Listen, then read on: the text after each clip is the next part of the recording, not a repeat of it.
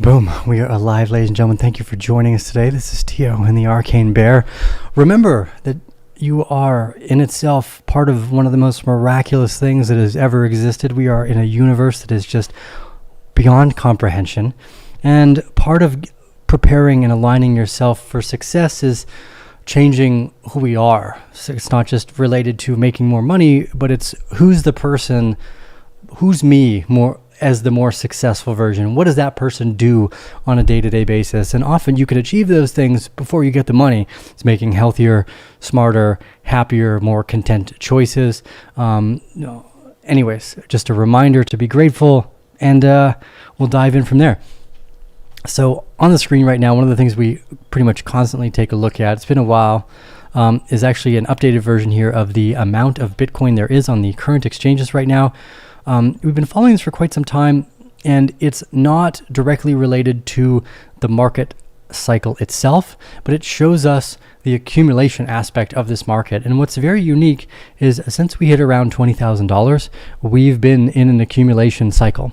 And it's important to recognize this because even though the price has gone from 60 to 20,000, which is effectively down 3 times, more or less, give or take a few decimal points, the whole time that this has been taking place, the Bitcoin on the open exchanges has been in an accumulation factor. And this is one of the reasons why this whole time, even though we've dropped down quite a bit lower than I thought we might go, I thought we'd find a lot of support around the $29,000 area.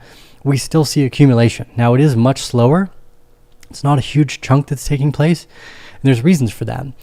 We kind of consistently go over the idea that one of the largest indicators of where the market is heading is the Federal Reserve or any of the central banks. They have gone into printing sprees over the duration of their lifetime, and every single asset price that you see that's up in value is not up in value because the thing is worth more. It's up in value because of the inflation of the monetary supply. Once you start to understand this, it makes a lot more sense why we function kind of our market center seat from this point of vantage, is because if they stop printing and they increase interest rates, which is what's happened over the last few months, you will obviously see the effect in the markets. If they were to stop printing altogether, there's nobody else on the other side of the market that can afford to just make money up out of thin air, unlike the Federal Reserve, the Central Bank of Canada, the Central Bank of ECB.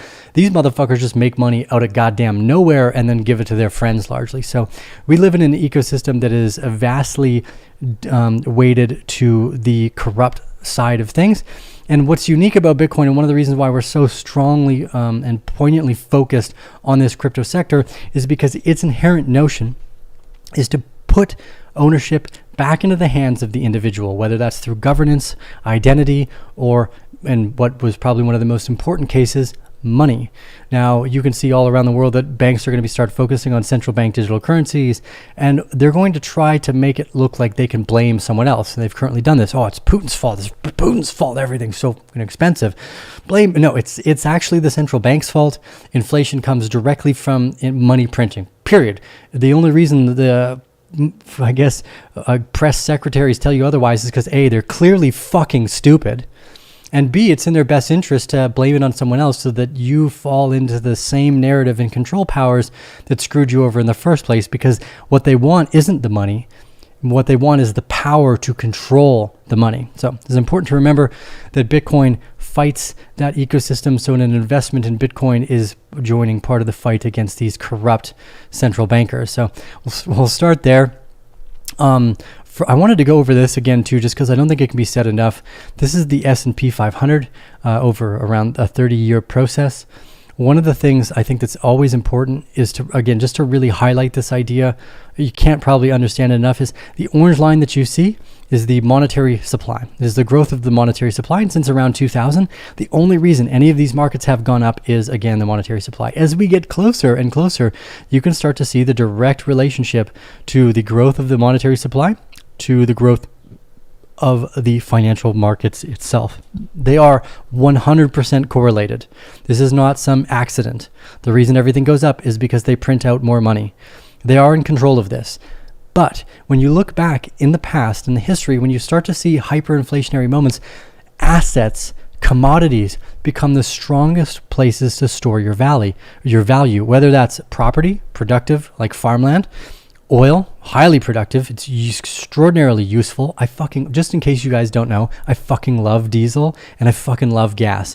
If you're some green hippie, I don't give a shit about you. I live in the middle of the goddamn jungle because I have a nice relationship with nature. And one of the things I've learned is it actually wants us to consume it. All of it. That's the nature of reality. It's consuming itself over and over and over again to hopefully generate new iterations of itself, which maybe will lead us to flying to other stars and galaxies in the future where there are unlimited resources that abound in that space. So when we get into this kind of fractional banking system, every time in the past that it has collapsed, commodities become extraordinarily valuable. You start to realize that sugar, whatever price tag it has, if the dollar is overinflated, is actually a hell of a lot higher than what it is. Or if you've got milk or eggs, right? These are all commodities that people need on a day-to-day basis to survive. And we may be in the very end of this economic system, and I'm actually optimistic about it. Now, yesterday's episode talking about the fall and the decline of birth rates, my sentiment here is to say that things will get volatile because I have never ever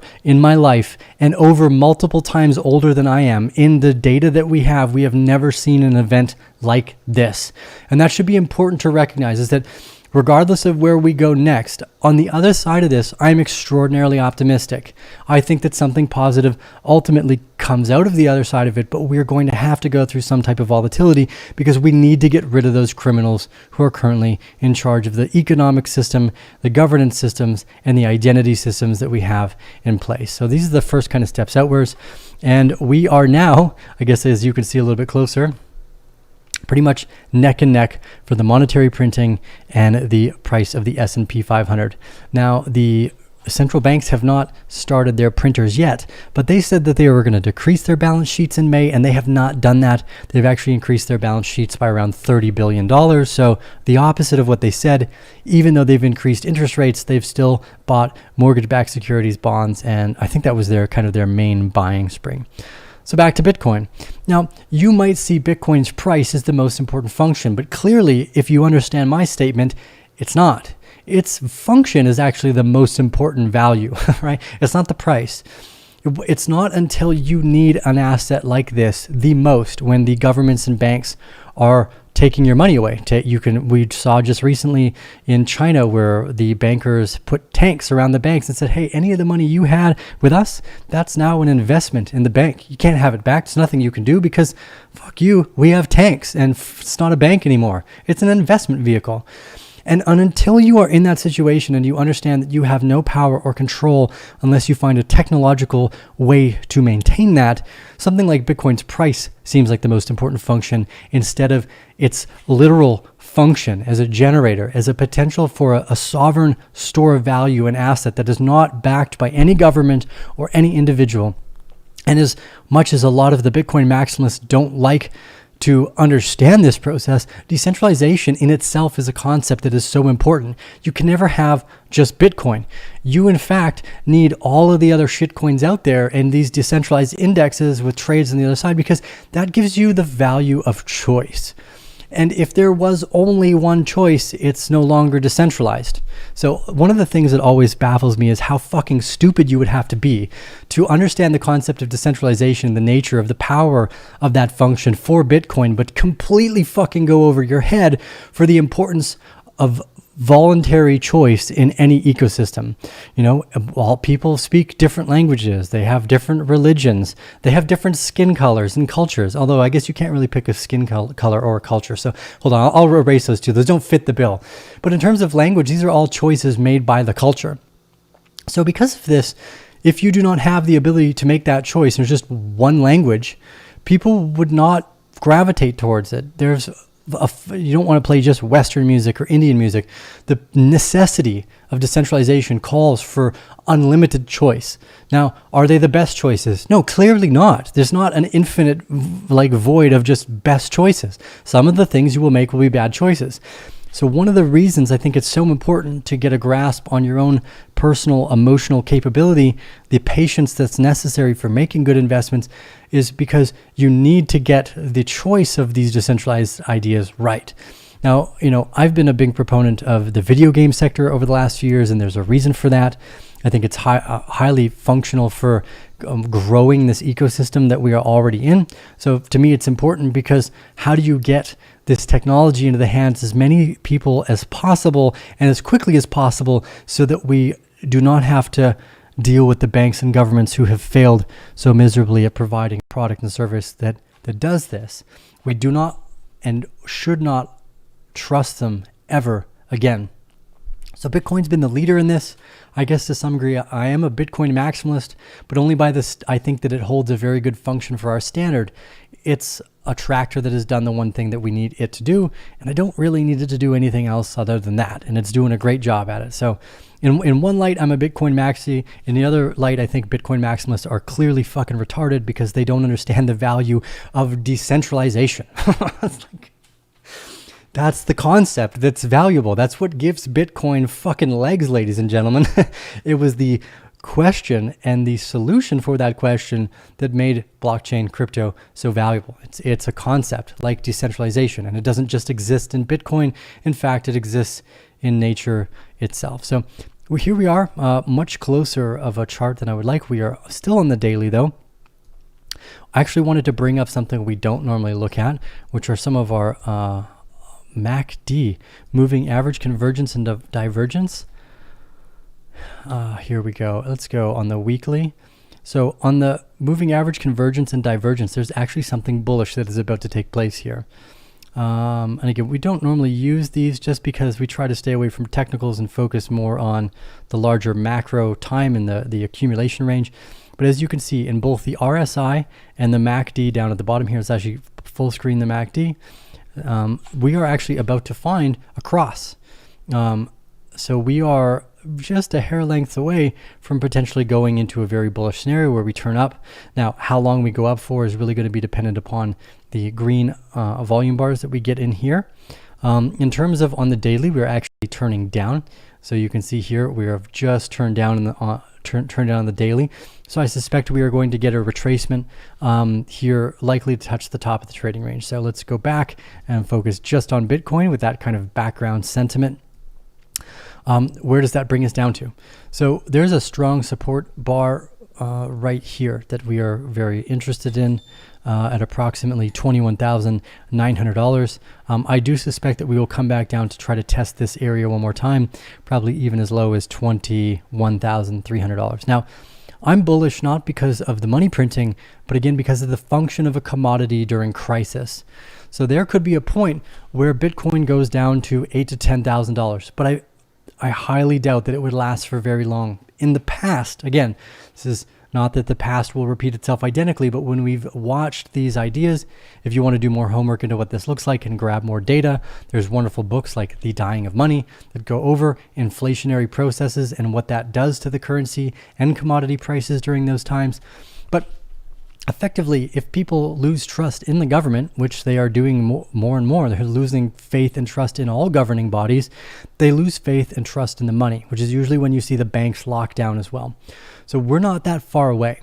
So even though the price of Bitcoin could fluctuate largely, the value is still orders of magnitude higher than whatever people perceive it as today, because most people do not perceive the need for a generator until all of a sudden motherfucker don't have electricity and they go, well, I wish I had bought a generator. It's like, well, yeah. And this is one of the points of an asset that I think most people don't understand, is that the asset is designed as a generator. It's supposed to be used to do something when most importantly necessary. Now, the reason why that functions most of the time in a portfolio is because over the last 100 years, they've been destroying the US dollar currency. If we go and look at the DXY rollout here on the monthly chart, and at least from the recorded data we have, we've only pretty much ever been going down. We've had some big spike ups and down, and this is really only since the 70s. If you were to go even further back in time, it's much more noticeable. I'll give you an example. If you go back just as close as the early 1970s, when the US dollar was actually referenced to silver at that time, I think was pretty much on par. So it was like 1 ounce of silver was worth approximately $1 US. But now silver is way higher. Yet what you haven't done is noticed. There we go. Here's silver.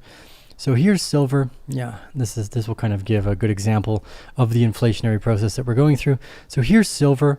Way back here in the 1960s, before we went on, I think it was 1968 was the Bretton Woods standard, where they went off any gold and silver backed currencies, and they just went to fractional reserve banking.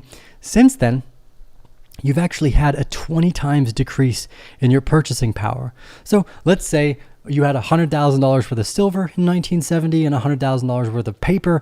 The silver has gone up 20x, and meanwhile, the paper has lost that same amount of purchasing power or stayed relative to the $1 to $1. Meanwhile, every other asset has increased. Prices have gone up for homes 5 to 10x. So most of the time, people do not recognize the level that they've been robbed because they don't have enough data in their life to go back and look. I wasn't born in the 70s. I don't know what it would have been like to have $100,000 in silver coins versus today. So because you don't often have the data necessary, you assume that $1 being worth $1 is still somehow inherently the same $1, but it's not. So a big part of this comes from the lack of education. And the reason why they don't educate you in school about finance or investing is because they don't want you to know. They rather you dumb and stupid and just trusting shit that they tell you. And that's dangerous. What we need to do to move forward comes down to the individual responsibility. And it's one of the reasons why I started this channel, is that there is so much more value in you as an individual understanding what you are capable of. I believe you can do your own research. I believe you can understand complex data coming from scientific journals. It's not that hard. It just takes time.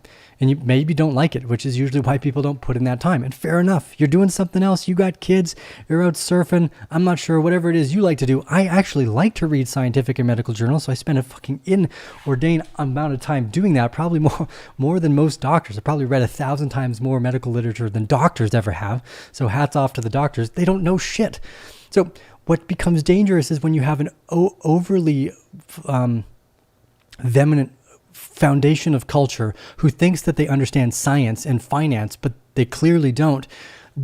Always in history, you have a revolution and a breakdown of those societies. There is no point in history that these have not happened. It's just about when and how. There's this saying of what straw breaks the camel's back. And a lot of the times you see this compared as our kind of fun little dialogue at the front, the bears versus the bulls. Right? Now, ultimately, who would you rather be? Just like if you were to have to pick one animal to be for the rest of your life, are you going to pick a bull or a bear? Personally, I would rather be a bear. Not because I want prices to go down, but because bears are super fucker good at accumulating and surviving any shit the world throws at it. Bulls, on the other hand, just run furiously at the first sign of red and try to blame everything, which is why you have this kind of conversation like, oh, the bears are in control. Now, any good investor would realize that the nature of a bull market is ultimately positive because everything is green until it goes red. So if you have these two emblematic characters over time, what's I think been lost in kind of the conversation, the translation here is these are very long, multi-generational stories. You may not be alive long enough to witness the fall and collapse of Rome. As a Roman, you may not have been alive long enough to witness it, but you would have been able to tell that something was obviously going wrong. The degradation of the dinar, which was their currency, that also did the same thing, that went off the silver, and they increased the level of pewter. And as time goes on, the same thing always happens. The levels of power that were to be at that time disintegrate, and new, hopefully more intelligent generations take over that are capable and responsible to do their own research and make their own financial decisions, which is what I think is so important about this space, is that if you look at something like Ethereum, you have the opportunity now to participate in the future the way no other generation has. If you look at the traditional stock market like the NASDAQ or the S&P 500, you were never able to participate in the early stages of Uber. You just didn't have enough money. You didn't have the right friends. But in a global, decentralized version of this, the early potential to participate in the ownership of the commodity of the company is actually the ownership of the potential network effect of that brand. And that's what's so powerful. Ethereum, Bitcoin, both have these unique functions, even if they were like, Maxis will always make the argument, well, it's a pre-mine and blah, blah, blah. Look, it doesn't matter. The opportunity for people to invest around the world in the ideas that they believe to be the next big thing doesn't exist anywhere the fuck else. This is it. This is and will continue to be the biggest, well, I guess it is not yet, but it will be one day the biggest sector around the globe, because there is nothing else that provides the on-ramp to literally everybody. So whether it's Ethereum or it's an Avalanche or a Solana or a Bitcoin, they all have value. The same way being able to speak Russian or Chinese or English or Spanish have value. They just have different values depending on which culture or people you are dealing with. Obviously, I can't speak Chinese to Russian people, and I can't speak Spanish to English people. Although they might understand some of the Latin, there's some pretext maybe to say they would understand what hamburguesa meant. I would hope English people understood what hamburguesa meant. So there are definitely underlying pieces that are similar. And in these languages, like Ethereum, very similar to Avalanche or Solana, what we're looking for is that cross-border potential for people to participate in the growth of a network that they have been cut out for their entire life. These have all opened up channels to financial literacy, ownership of product or idea or community that never existed before. You are at the seat and center of one part of society that is dying, the old financial system, their shitty governance and their fucking horrible version of what they think identity means, and this new one that is full of possibilities that are still yet to be discovered. I'm always baffled by how many new things come out of this ecosystem on a day-to-day basis that I would have not been able to guess back in 2013, 2012 when I first started to show up here. Now, because of this, I keep showing up. Not because I understand what it's going to do, but because it has always surprised me. And in that moment, we know that we're going to fail. So you have to, be able to know that you're going to get it wrong. Even your best guesses and hypotheses aren't always going to work out. Sometimes you do get it right.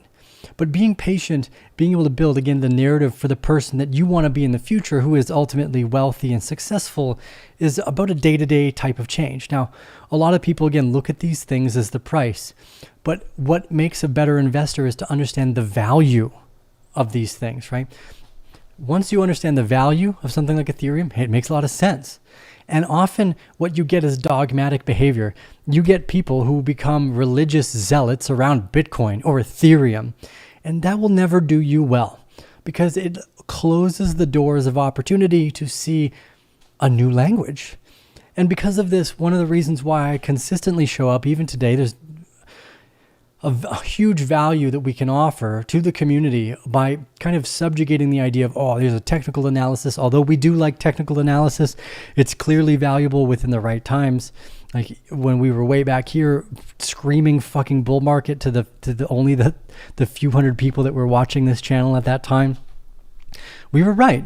And there was a reason why we were right. It was a technical reason why we were right. It was also a front-running idea on how much money they were going to print in March of 2020. And look, on the very first day of the pandemic that was declared, the time when people were the most scared, when there were the most blood in the streets, that was the very bottom. That was it, the very bottom. And every moment upwards, or every moment afterwards, we went upwards for like almost 700 to 1,200 days. Let's actually measure that from March 20th, or approximately March 20th.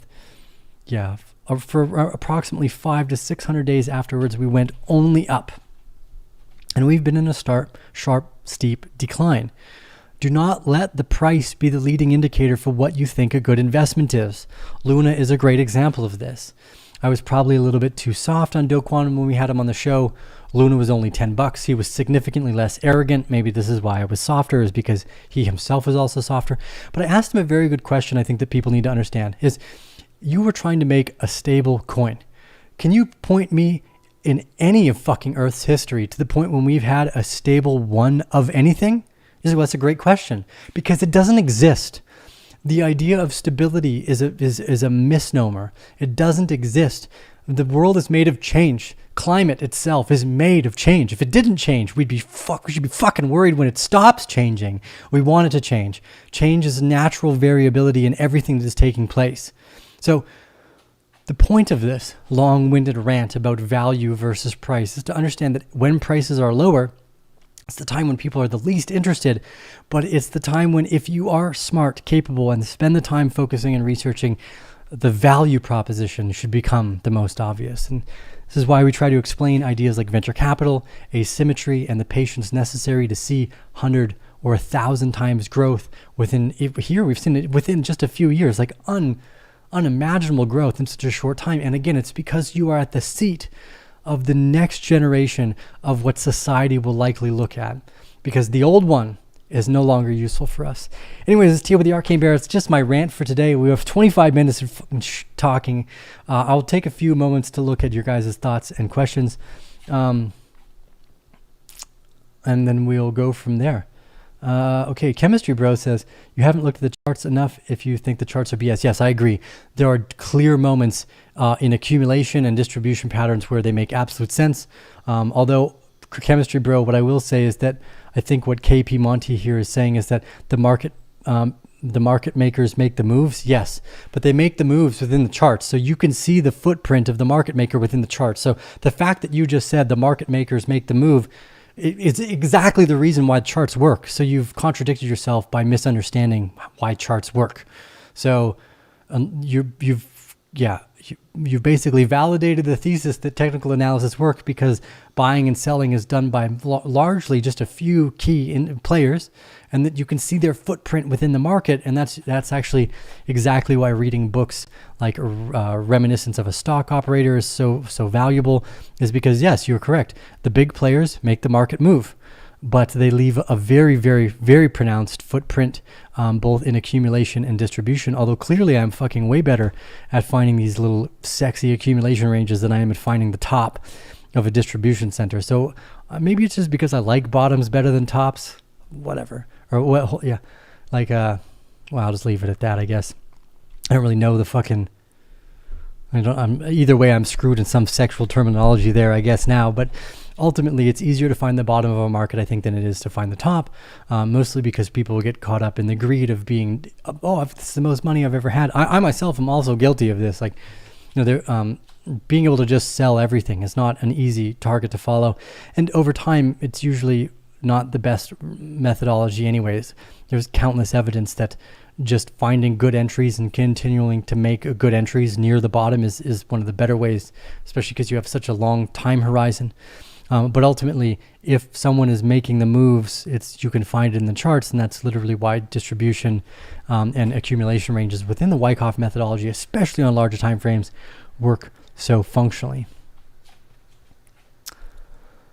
Cryptocarbon says, good to see you. Thank you. It's good to be here. Can you cover Cardano? Sure, I'll take a look at Cardano. I should probably make more Cardano videos to get more views that way. Hey, he's got these hugely orgiastic groups of people that are just, well, again, they become dogmatic and religious. But like, oh my God, it's like only Cardano or fucking only Bitcoin. It's like, that's not how I invest. Well, I do like Charles Hoskinson. Anyways, point of the story. Let's see. We're gonna have to pull up ADA here. I said I would because you asked, but I just wanted to explain my. Sure, we'll look at it on Binance. I think that should give us enough relevant data here. Oh yeah, look at this. Actually, see, there's a good reason to believe we could come much lower in this market again as well, especially when you look at something like Cardano. Look at this explosive growth in total retracement. You've got a 25x growth that's now been, at least from the back of the trading range, reduced to a 300% growth. So it's not that much lower you could go. There's only a 300% drop until we're back down around 19 cents. I don't see a lot of growth on the Cardano ecosystem, although they have been building it. I don't see too much accumulation taking place here, and I also don't see too many positive signs within this reaccumulation range. Whereas if you compare Cardano to, let's take a look at Near or or Uniswap. Yeah, Uniswap was one of the ones we were looking at yesterday. Okay, so with Uniswap, from the bottom of the box, we're already up 72%. Whereas Cardano is not out of the box yet at all. So what you can see here is the bigger players making their moves. There are clearly bigger interests in Uniswap than there is in Cardano, right? So that should influence your investment decisions, is where are the big players putting their money, and you can find that in the charts. So again, just to what KP Monty and Christopher Chemistry Bro were saying, was both of those ideas are actually supportive of one another. The big players make the market move, but they make the market move within these very specific technical coordinated accumulation and distribution patterns. And there's clearly more interest in Uniswap than there is in Cardano. We have not left the bottom of the box for Cardano, but we're 80% out of the bottom of the box for Uniswap, or around 70 to 80%. But again, I think what we can do here for some unique kind of value perspective, let's go back. We'll just include the MACD or some RSI. Any one of these will do. They'll give us something similar to look at. Here on the daily, you can tell that we are quite high. So that, I think from the very bottom, it's almost 180% for Uniswap here. 170%. But that's high, right? On the daily, our MACD is about to cross over to turn down. So there's evidence that we could potentially turn down for multiple assets here to retest the top of that range, which is usually likely. You could see a drop for Uniswap back all the way down to $5.80, which would be a retracement of around 40 to 60% approximately. No, don't need to be specific here. And you see that across the board. If we take a look at Link as well, there's clearly not as much interest in Link. Here's your horizontal trading range defined by this area here, the red and the orange, and we have not broken out of the box. So what's important about doing these kind of cross studies is you can see where the larger monetary interests are sitting. Let's take a look at Solana. Solana also not out of the box. Well, what about Avalanche? Well, Avalanche has already left the box, not by much, but it's left the box. So there's more monetary interest in Avalanche. Ethereum was the same way. Here, let's go to a different Ethereum chart. It doesn't have so many markings on it. Yeah, so here we go. Here is the box that we had formed between the red and the orange. Here, I'll take this white one away.